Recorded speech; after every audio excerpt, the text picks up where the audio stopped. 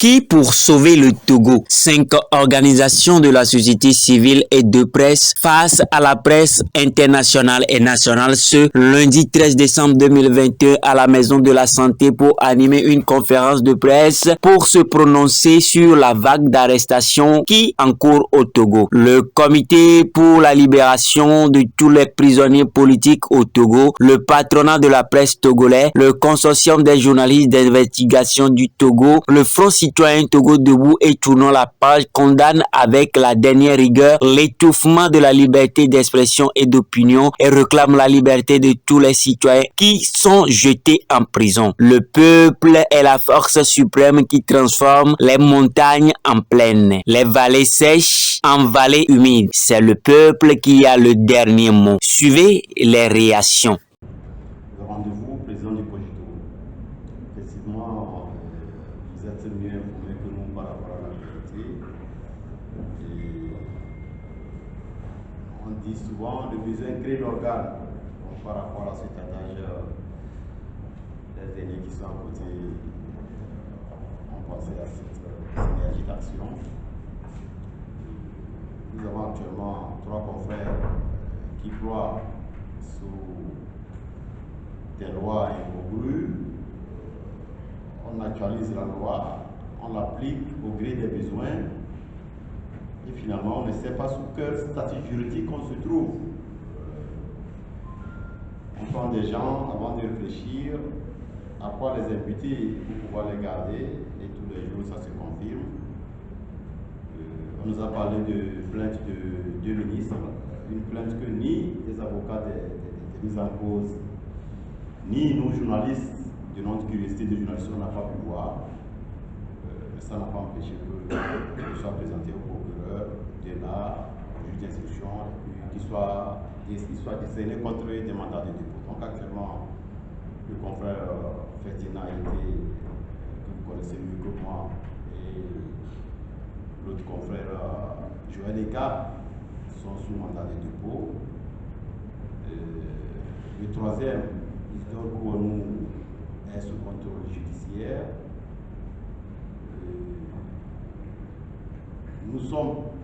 On ne peut pas dévoiler ici, étaler tout ce qui est en train de se faire. Dès qu'ils ont été convoqués, on n'a pas croisé les bras. Après qu'ils aient été mis à la disposition du procureur et du d'instruction pour le mandat de dépôt, on a dû continuer par faire le jeu de police et tout ce que vous savez. Nous avons pensé qu'il est temps que publiquement l'autorité sache que, bon, quand même, donc encore une fois, je vous remercie ici pour votre disponibilité et puis par rapport aux aînés qui ont été les premiers à faire gérer cette synergie. Contrairement à ce qu'a dit l'autre confrère, nous sommes 2 organismes de presse ici.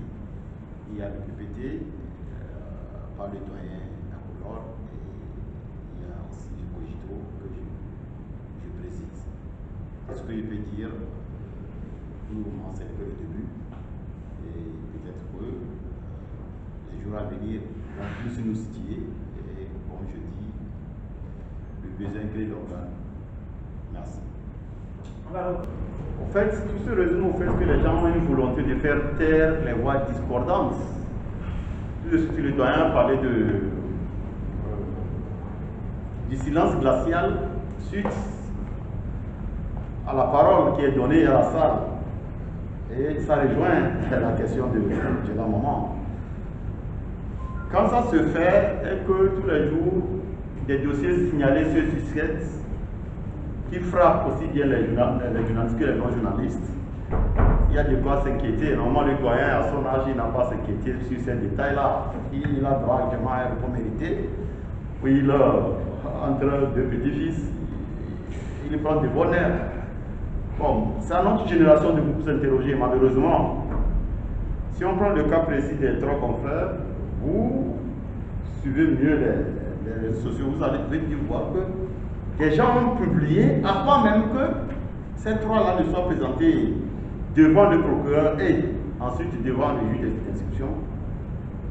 Comme quoi, il a été décerné contre Ferdinand et Joël Ega un mandat de dépôt et que le troisième, Isidore, a été libéré avant même qu'il quitte le Berry et la Berry pour aller devant les juges. Ça veut dire que quelque part, il y a des bras qui ont pris des décisions qui sont connues même de certains activistes avant même qu'on ne décide, le juge ne décide. C'est ça.